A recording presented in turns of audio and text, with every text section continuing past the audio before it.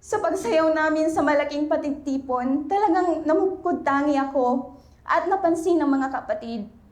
Ngunit habang pinanunood ko ang video ng pagsasanay naming sumayaw tuwing linggo, nakita ko na hindi talaga kami magkasabay-sabay.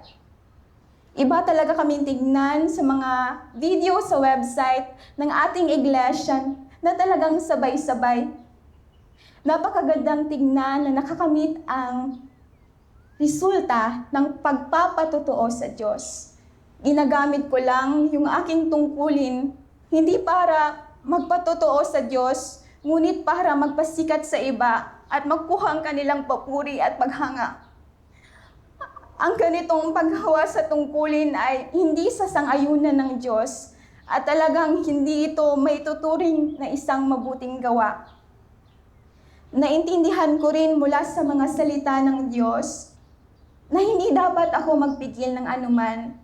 Kapag nagtuturo ako sa mga kapatid, dapat ibigay ko ang lahat, dapat ituro ko ang lahat ng mga steps ng detalyado upang kaming lahat ay sabay-sabay na sasayaw.